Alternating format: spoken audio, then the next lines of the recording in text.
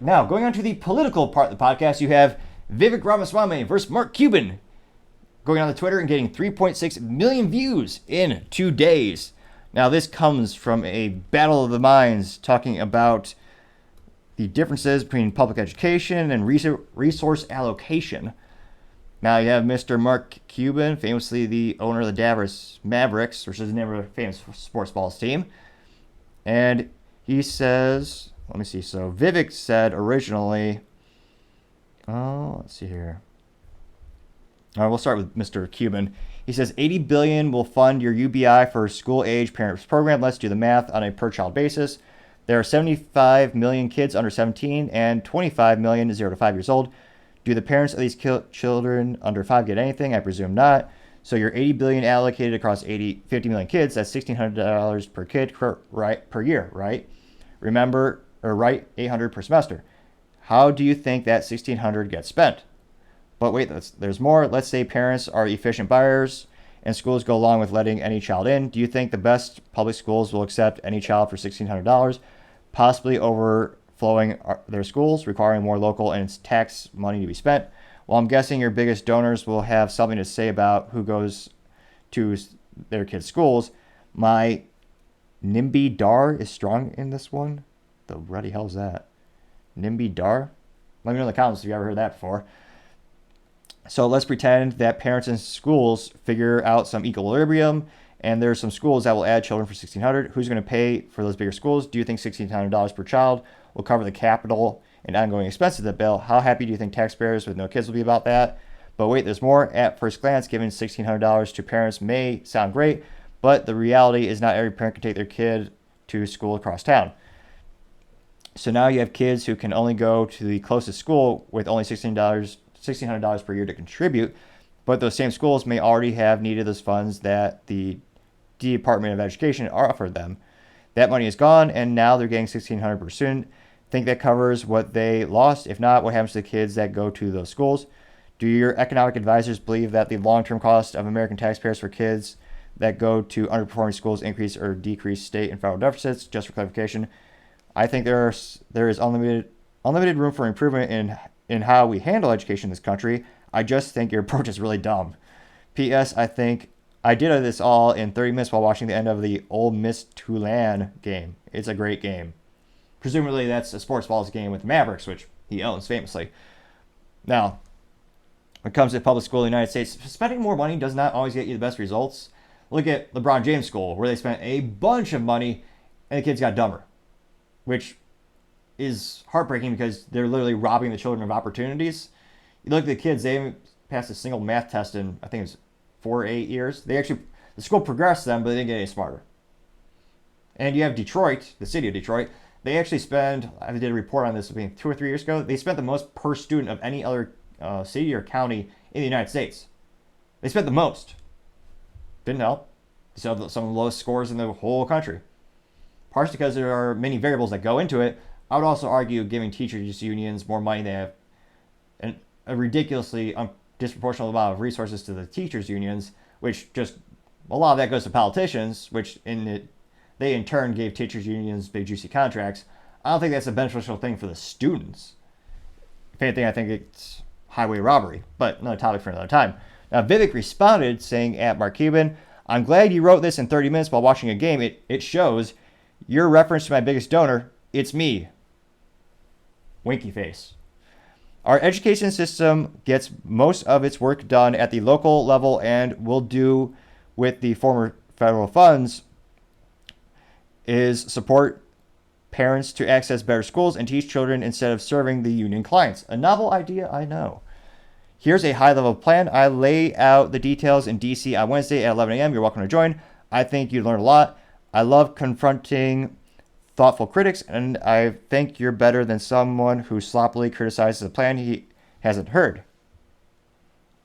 And he has some graphics that show, so in terms of he's talking about the 80, I think it was 80 million or 80 billion, a lot of money. And some people in the comments were saying, that's not enough. And I think the inference was he would shut down the Department of Education as well as having the other 80 billion. So there'd be more than that total. Now, maybe find a way to get rid of the teachers' unions, that would be phenomenal. Save a lot of money to the taxpayers. And interestingly enough, you get exponentially better child care and education, I would argue. If you ever are concerned about teachers in the United States, just go on TikTok and, dear God, they're not teaching actual subjects that are appropriate for children, yet alone subjects that are applicable for life development or success. Not all times, but astonishingly, all too often, I would say. Now, in terms of the responses, again, this got, so Vivek's response got 3.6 million views and 7,490 likes. So not the best ratio, coming in at 0.21%. Now, some of the top responses were this one coming from the Market Bishop, which incidentally had nothing to do with being a bishop priest or bishop on the chessboard. I was a little disappointed with that. But nevertheless, the Market Bishop said, quote, 100%, 100%, 100%, unquote. Which I would think, does that mean 300% total? But I digress from the lack of perhaps logic there. That person got 32.7 thousand views and 18 likes. So not the best at 0.06% ratio, though still legally under the alcohol limit of 0.08. You also have somebody by the name of Jason Agria saying, quote, Mark Cuban should stay in his lane. He should jump into the race if he thinks he's got what it takes, unquote. That person got 10,100 views and 137 likes, which that's a pretty big increase from 0.06. That's 1% like, which, incidentally enough, I'm actually surprised Mark Cuban hasn't gotten into politics yet. He's voiced his political opinions throughout the years. I think, politically speaking, he'd probably be either Democrat or Libertarian. If you look at his statements throughout the years, I think that's where he would politically align more often than not. And he certainly has the resources to do it.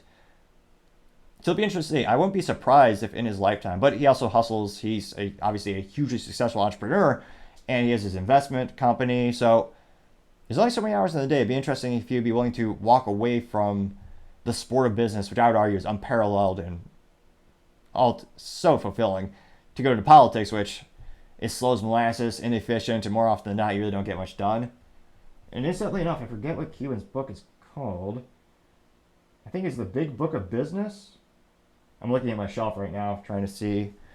But nevertheless, if you know any young or even old entrepreneurs or someone who wants to be an entrepreneur, it's a really fantastic book. It kind of shows you how simple it really is to start a business. Just need a little bit of paperwork and a little persistence, and you'd be surprised what you can accomplish. You don't need a lot of money in many cases to start a business.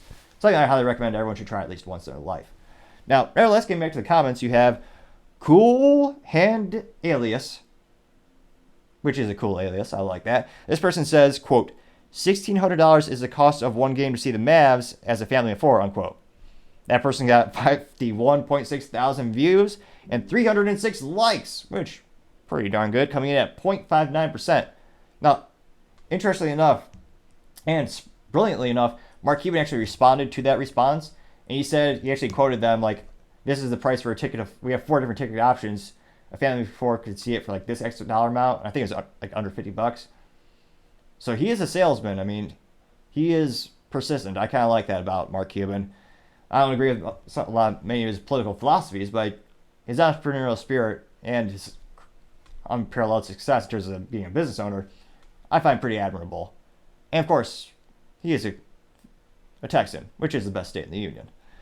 I also have somebody named of The Secret Man, although I was going to say perhaps the most unsecret thing you could do would be tweeting. But nevertheless, The Secret Man says, quote, Vivek, your response is indeed sharp on this point. Let's vote, quote, and this is a survey, quote, option 1, Vivek is smart. Option 2, Vivek is average. Option 3, Vivek needs help. The votes came in and got a couple hundred votes, coming in at 76.9% Vivek is smart, 3.9% Vivek is average, and 3%, or at third place, at the remaining percentage, that is Vivek needs help. So interestingly enough, again, there's a lot of parallels between Vivek and Trump in terms of he's being very nice and not criticizing Trump, which I think politically speaking is prudent because a lot of people suspect he's going to be going for VP.